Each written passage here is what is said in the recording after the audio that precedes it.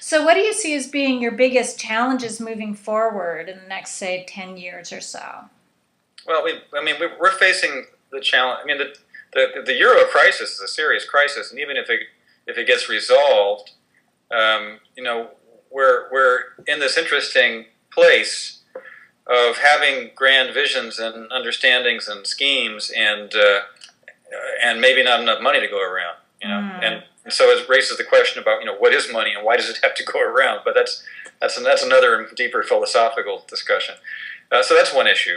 The other issue is Europe put a big foot forward on issues like climate, and the rest of the world is not following. And I'm not sure how that's going to play out politically. Canada just announced recently that they're not going to support a renewal of the Kyoto Protocol, which is the global policy driver that's then in turn driving carbon markets, which is in turn driving massive efficiency in renewables and things like that. So I don't know how that's going to play out. The other, and there are a lot of them, but I'll stop it after this. Another issue here in Europe, as elsewhere, is the nexus between jobs and demographics. One of the reasons why we see Greeks protesting in the streets is that they're being told that they can no longer retire at the age of 52. They have to, yes, 52. If you're a public employee in Greece, you have the right to retire at 52, or you did, and they're going to raise that to 67. That is a big jump, but on the other hand, if their life expectancies are what ours are, having 40 or 50 years with not much to do doesn't seem very attractive to me. Well, it's not the only thing people are protesting in the streets for. There's a lot of things people are protesting about in Greece, like the sale of their assets to meet international demands around their finances. But it's symbolic of something that's happening in Europe, in China, in Japan, this aging population. And when we talk sustainability, as you know, Darcy, we tend to talk energy, efficiency, material flows. We don't tend to talk about these social issues, but the aging demographic of the wealthy strata of the world is a huge issue, because as people get older, they consume more resources, more energy, more healthcare. They have time on their hands. They want to go travel. Everything changes, and in Japan, even before Fukushima, you had whole areas of that country that were not affected. They were emptying out, and not because of nuclear radiation. They were emptying out because there were no young people. So these social dynamics, they intersect with the traditional issues around energy consumption and things, and in ways that we're not really understanding very well. And then you go to the rest of the world, and everybody's younger, and they all want to earn a lot and travel a lot and enjoy a lot, and of course they deserve to. So if we in the older part of the world are sitting there continuing to consume ever increasing massive amounts of resources per person, what does that mean? I don't pretend even to understand it, but I do flag it as an issue I think is going to get even bigger as time goes on. Interesting.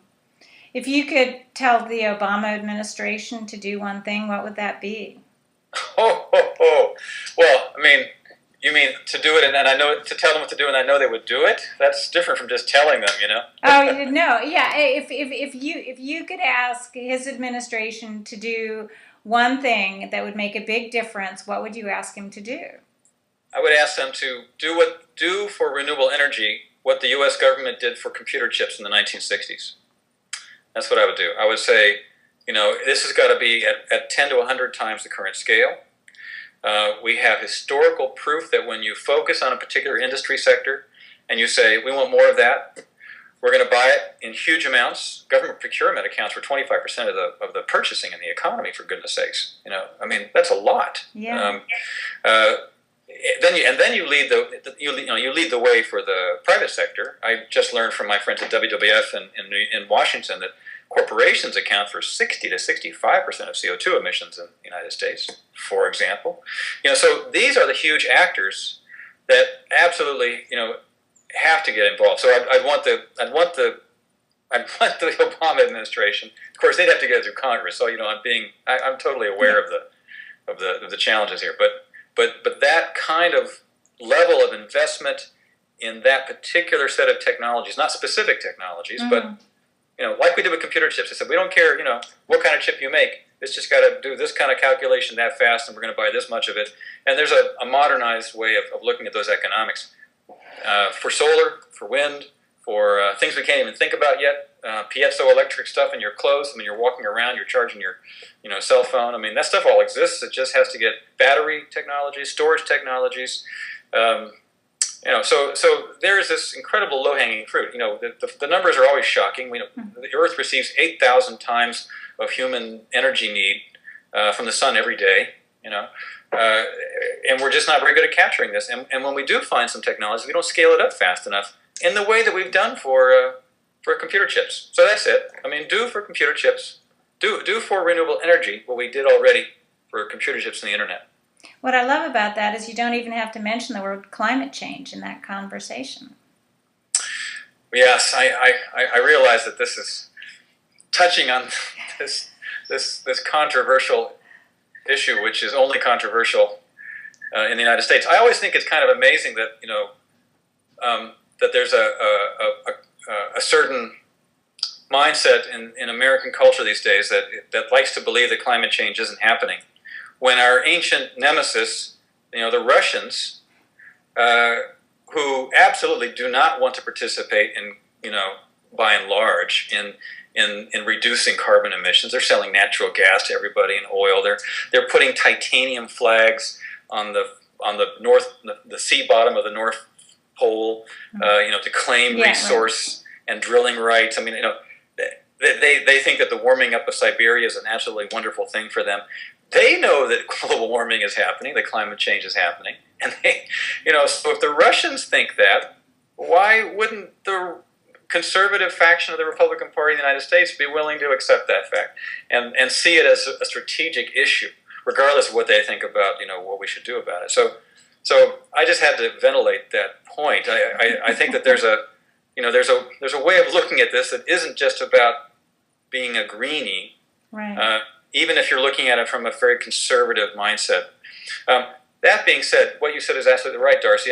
This is not about climate change per se. It's about energy, and it's about technology. It's about competitiveness. It's about the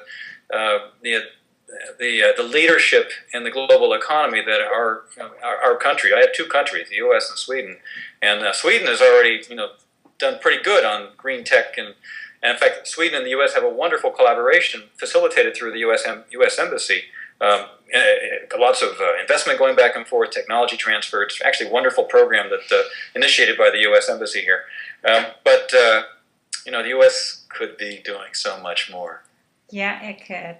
So what are the implications for people in our profession in terms of the things that you guys are doing well and the challenges, anything that should inform us in terms of what we should be doing or learning or getting involved with?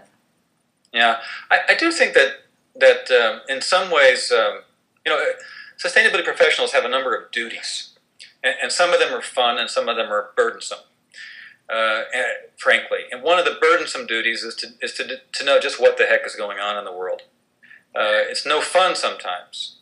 A report was just released by the top scientific body in the world that looks at the state of the oceans, for example. And reading their conclusions is like reading the advertisements for a horror movie. It's just not pretty. So our profession has an unfortunate duty to stay well informed on what the actual state of the world is. That's not fun.